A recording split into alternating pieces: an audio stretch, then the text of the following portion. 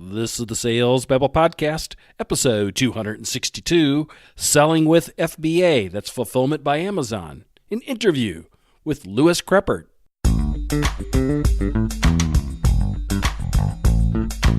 Welcome to Sales Babble, the podcast that shares selling secrets for non-sellers. And now your host, Pat Helmers.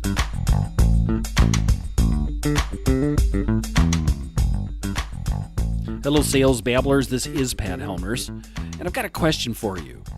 I've got this belief that all salespeople, all sales professionals, are secretly entrepreneurs, and they're all fascinated with creating their own gig. So I want to ask a question. Are you looking to maybe start a part-time job or have some extra income, or do you got like a product that you have this idea that you want to expand and sell throughout the world? Well, you know that selling them on Amazon could be the solution for you. In this episode, our guest is Louis Kreppert, and he visits me in the new Fox Build podcast studio and explains the nuts and bolts of the FBA, that is the Fulfillment by Amazon program. In this episode, we're going to discuss how to sell on the number one e-commerce marketplace, Amazon, and we're going to cover all the basics on selling physical products, including cost and fees, and we're going to share some practices and actually give some examples of what has worked and ideas that have bombed in the past. By the end of this episode, you'll be able to confidently know if this platform is for you, and if so, the steps needed to get started. So, with no further ado, let's get to it. Welcome, Louis. You ready to babble? I am. Louis, you are an FBA expert, correct? Yes. As opposed to an FBI expert. No. What is FBA? FBA stands for, in my world, Fulfilled by Amazon, which means that I am a third-party seller that sells on Amazon's platform via the largest platform in the world, Amazon. So there's a number of different ways to do it, but I really prefer the FBA way. Okay, so there's other ways? What do you mean by there's other ways of selling on? What Fulfilled by Amazon means is that Amazon does all the storage, the packing, and the shipping of the product. The other way would be is you could list your products on Amazon, and then when a product is sold, then Amazon will let you know the product sold, and then you could send it out to the customer and get paid for it. Right, yourself. Right. That's called merchant fulfilled. Oh. So I prefer FBA, Fulfilled by Amazon, because that way I don't have to store the product myself. I don't have to worry about the packing and the shipping of the product. All I have to do is worry about marketing and selling and getting products that actually sell and meet customers' needs. And that's really why I thought it'd be good to have you on Sales Babble, because you and I were talking. I met a couple months ago. I think we were at a top 10 thing. Oh, mm-hmm. Where was that? Where it was? It was, just on the street. It was a business dinner, and we got talking about this. And I thought there's a lot of marketing and there's a lot of sales involved in those. And you call them listings, right? That's that little box that when you pull up a product. Yeah. Everybody knows that, right? Yes, everybody. That's technically called a listing. Mm-hmm. And that's just that's where all the action happens is on that listing, and there is one product for there's one listing for every product in a true form on Amazon, and everybody lists their products on that one listing. So you either list off the one that somebody else created, or you create your own. The best is when you create your own, but you've got to have uniqueness in the marketplace. So if you're just selling inflatable swim tubes that you bought anywhere from a wholesaler, you're going to see that there's 100 different listings for that same one because they only have that one. But if you actually went to China and you created an inflatable swim tube of your own, you created all the imagery for it, then you have the ability to create your own listing and have a uniqueness that only you have. Yeah, like I like to buy books. Mm-hmm. And I like to buy used books, ones in excellent condition that when you get them, they look like brand new books. Yeah. But there's many companies, many booksellers selling them. That's an example of that, right? Yes, because it's the exact same book. It's the exact same, the generation, the IS, what do they call that? The serial number, the ISBN, yeah. ISBN is all exactly the same. So everybody has to sell off the same one. Now that's different than eBay, where eBay, everybody, or Etsy, that's where everybody creates their own listing. So if you had 100 sellers selling that same book, then you would have 100 different listings for that book, as opposed to, like I said, Amazon, it's one listing, 100 sellers on that same one. So some people out here in Sales Babble land, some of the sales babblers, they do sell products, and this is a product space. Yeah, physical products. Can you sell a service on Facebook? I mean, on Amazon, I really haven't thought about that. No. It's not like Fiverr or something like that, right? Right. Yeah. Right. Yeah. No, you can't. Not at this point. So it's only the audience is now half the people have left now Sales Babble because they're like, oh, I sell services, I can't. But let's just say pretend if you wanted to sell a product, why Amazon? You briefly mentioned they're huge. Yeah. I look at it this way. I don't know the exact number of eyeballs that are seeing their site every day, but it was estimated at 85 million. So if you've got 85 million people seeing your product every day, you've already got traffic coming to it. You don't have to create that traffic. They're already there. You just got to get those people to look at your products on their platform and then get them to buy off of your listing, off of your from you. So even though there might be 10 other people on that listing, they still have an opportunity to buy from you, and you really have to fight for that market share. I got it. So this is a good segue then. How do we get eyeballs to look at? What is the trick to getting people to look at your listing and go, yeah, I want to put that in the shopping cart? Sure. Let's talk about more of the people that have your audience that have created their own products and they have their own listing. So the way you would do that is you have to keep in mind that everything that is on Amazon's listing is searchable on their website as well as on Google. So that means that everything that you see on there has to be scripted with great SEO so that you have the right keywords that people are looking for to find your product.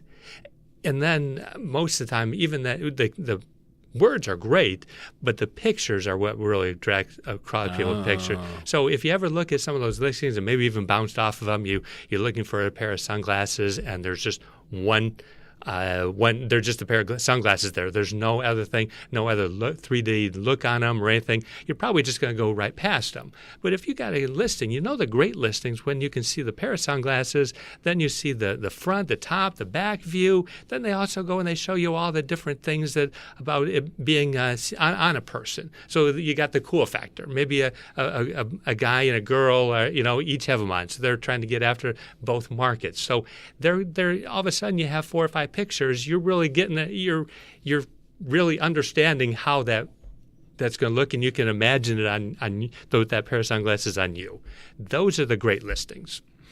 So, we walk through a listing then. What are the elements of a great listing? Well, there's a couple of elements on there. One, like I mentioned, is it really starts with the images. With the images, you have to tell a story. The story has to be from beginning to end, and you want to put your best ones forward. The first one on the image always has to be on a white background. Unfortunately, it's a white background. But the rest of them, you're okay to put anything else on there you want to, any background word. You got to watch the words. You can't put words in there because it has to be only 85%.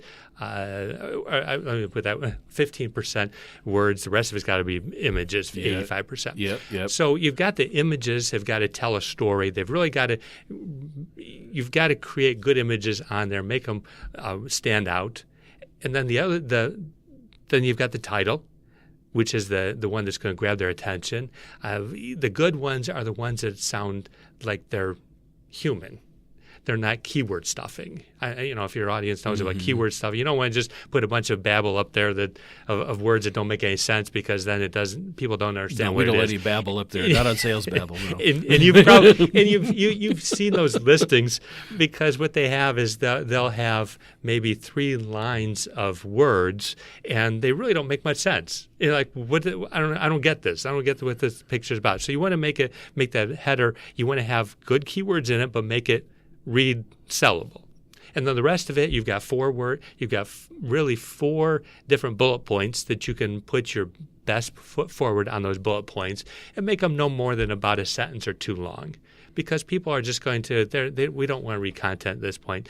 They're just wanting the facts. Got it.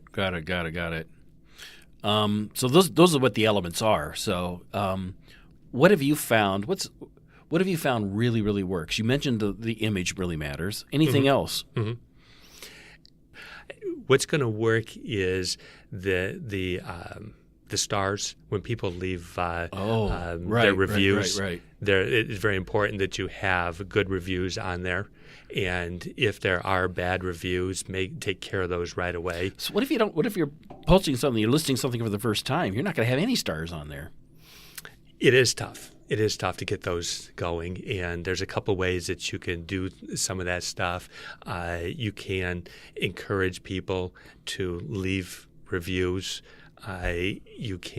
Some people buy reviews, which is a no-no. You can't, at this point, you're not supposed to do that. There's other things that it's really tough to get those first couple of reviews going, because the terms of service say you can't use your friends. You can use your friends, but you can't use your relatives. You can't use coworkers. So it can be tough at first, and that's But the reviews aren't everything. I mean, I've have a couple of listings that people have told me the product is very bad on, and other people have gave me reviews it's great on. So you're always, just like everything else, you're always going to get that 1 person out of 10 that's not going to like your product, and 1 person out of 10 that's going to give you absolutely great review. It's the middle 8 that are really going to make an influence on there or not. Yeah, I met a guy last summer who actually wrote software for a lot of these reviewing. That I don't know if it's what Amazon uses, but they found that the reviews that people trust the most are the ones that are in the middle. If it's all 5 stars, actually people don't trust it. They expect a few bad ones in there, and then they feel like this is these are authentic reviews. These aren't being bought and paid for. Mm-hmm. Mm-hmm.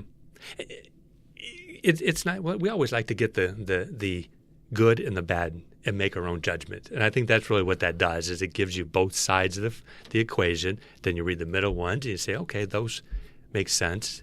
And really the reviews, we're always looking for what's important to us. If we have a 5-year-old and it says it's great for 5-year-olds, we're going to read that. If it says that it's terrible for 15-year-olds, well, then we're probably not going to. We go, yeah, but I have a 5-year-old. I'm not worried about my, that part. So we always see hopefully we see the good or the bad in them. But if it does get off to a bad start, maybe then you want to rethink the product, rethink how you're marketing it, and you could always create a new listing with new images and new wording and start over again at that point.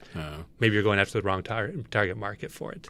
Is this lucrative? Can you make money on this? Does Amazon take so much money that it's impossible to make money on this? They take their fair share, yes. They deserve their fair share because they're bringing in at least 85 million people a day on their website. So can you make money? Yes. There's a lot of people making money at this and you every are, day. right? Yeah, as a full-time seller. They call it third-party sellers. And you are a full-time seller doing this, right? Yes, I do this full-time. Yeah. Mm-hmm. Mm-hmm. Yeah. So for every dollar you make, how much can you assume you're going to keep? For every dollar you sell, do you give them 10 cents, 20 cents, 30 cents? What do you? Does it matter? Is it depending on? It really depends on the product you're selling, the profit margin that you're getting from it, and how much work you have to do to bring that product to market. So if you created your own product and you're sourcing your own product, your own materials for it, and you've really done a lot of work for this, then your profit margins are going to be very good.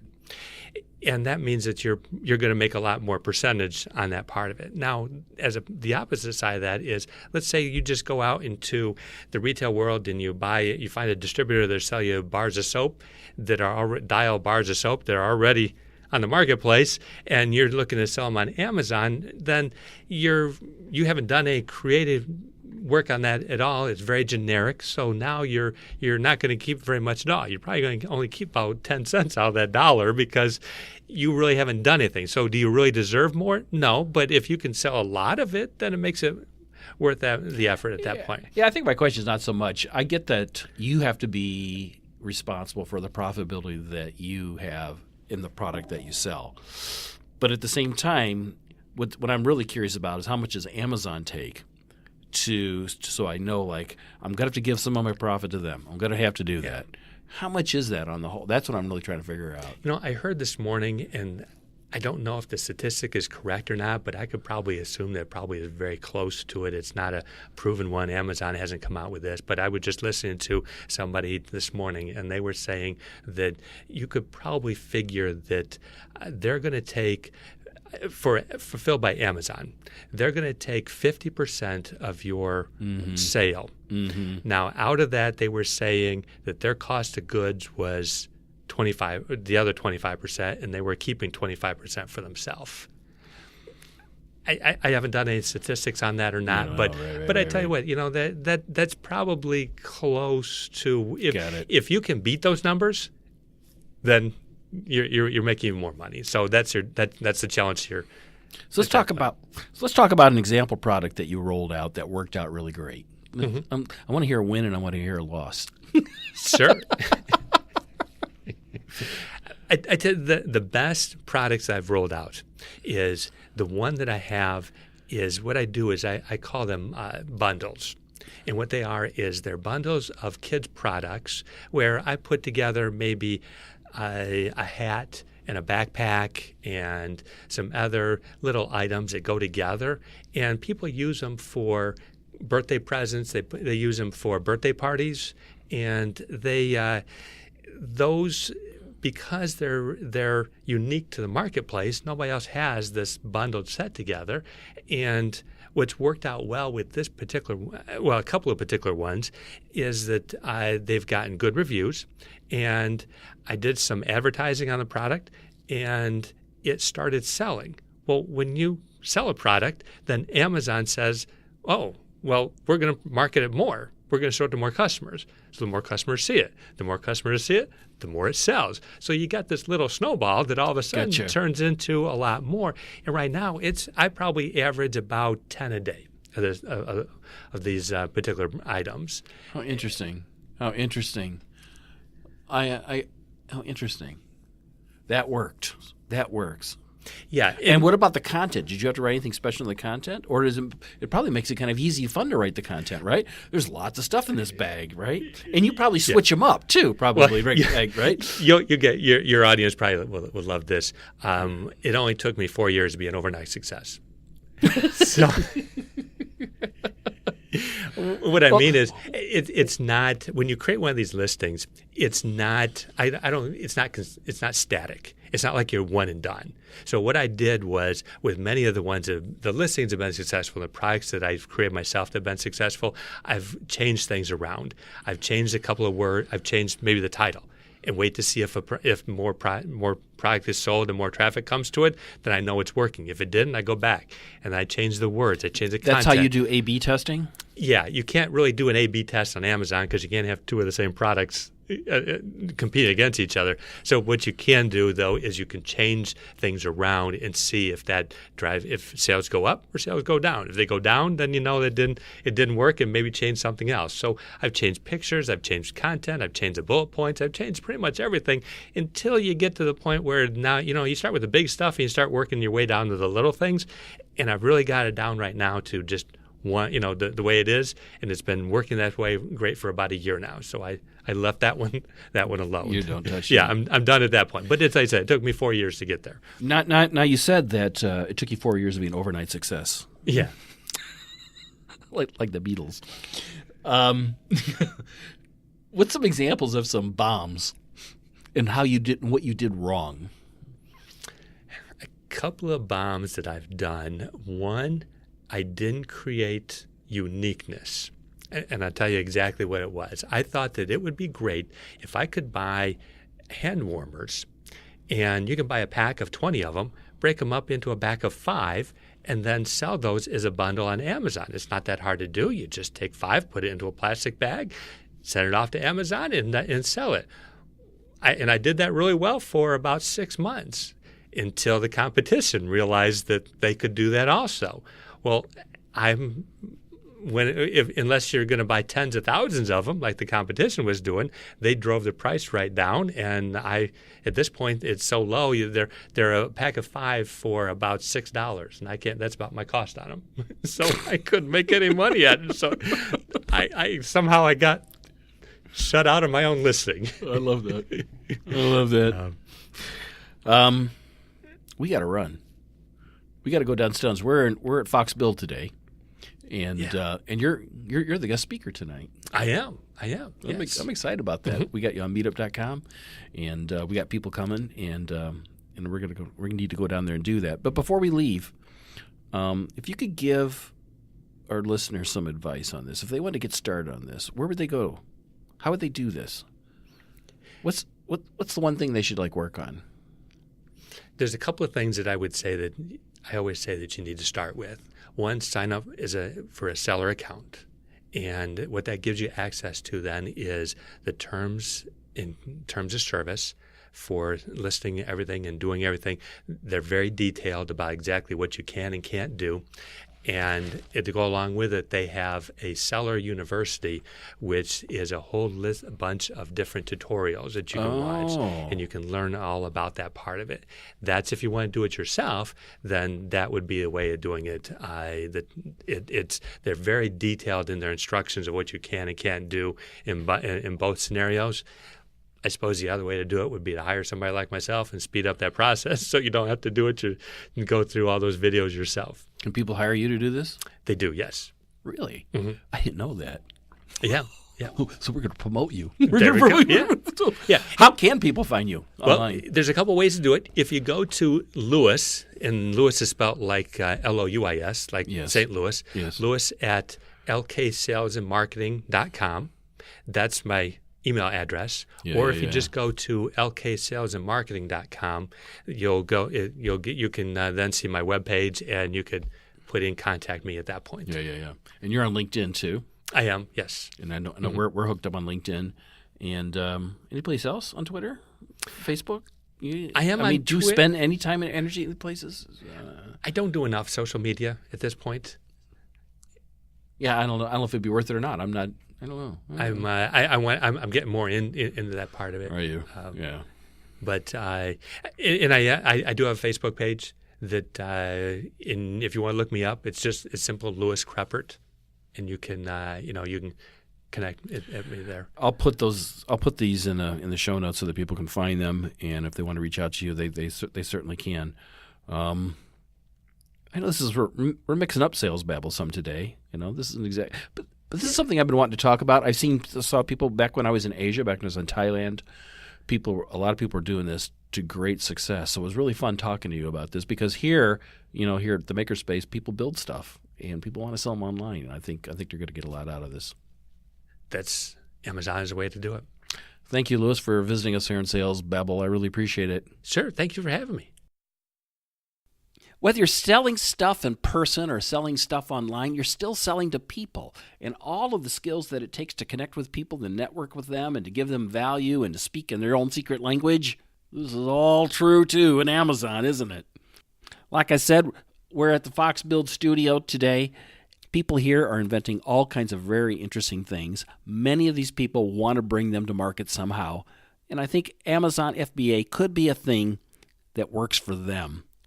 To connect with Louis, you can find links to him in the show notes at www.salesbabble.com/262. If you're on iTunes, have you given us a 5-star review lately? That helps people find us. If you could do that, I would really appreciate it.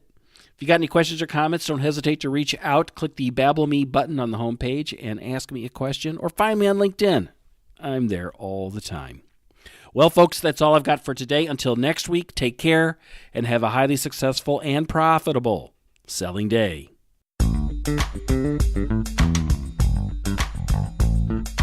Thank you for listening to the Sales Babble podcast. Find us at www.salesbabble.com.